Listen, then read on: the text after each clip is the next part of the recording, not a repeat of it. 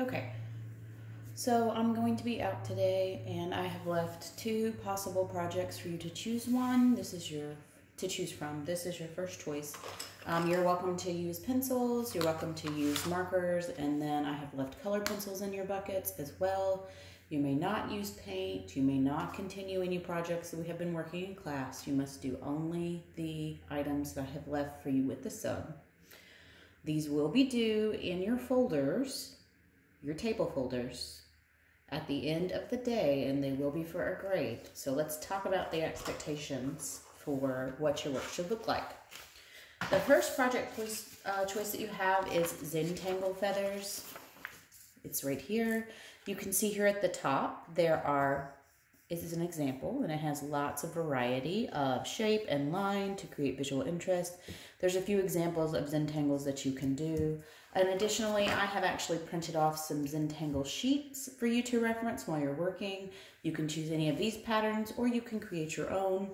And if you will remember from earlier in the year, I have dropped some Zentangle files into your canvas that you are welcome to reference.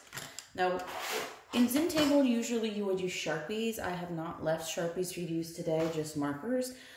If you would like to draw in pencil first, you can, but the act of Zentangling is supposed to be more free than that. So usually I suggest just going right ahead and starting in the marker or tool color pencil, if that's what you've selected, that you choose to use. So I am going to start with the blue because I very much enjoy cool colors. So if I look at my example here, I can see that they have designed a different Zentangle for every segment of the feather. That is what you should be doing. That is what I'm looking for. So I'm going to start here, and I think that I like this example. So I'm going to try that one. So I'm going to take my thin tipped marker and I'm going to do a wiggly swirl, and then I see that it's got a thicker edge, and then I can come across it with my curved lines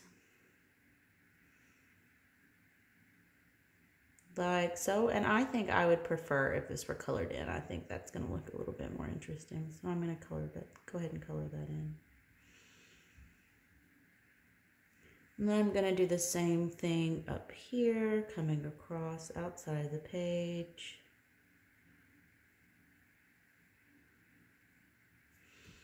And it feels like that one is finished. It's a little sloppy because the space is so small, so I actually think that I'm going to switch to pencil so that I can get some more detail.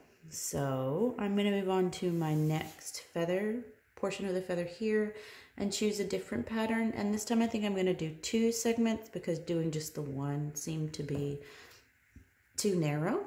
And this time I really think I like this pattern, so I'm going to try that one. So I'm going to do some teardrop shapes and then color them in.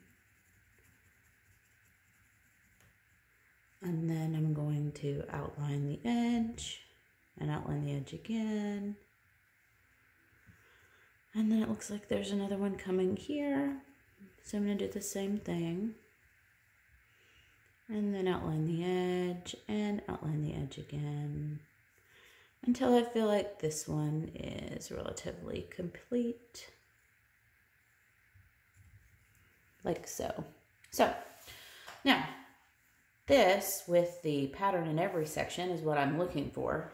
If you take your paper and you do yours like this,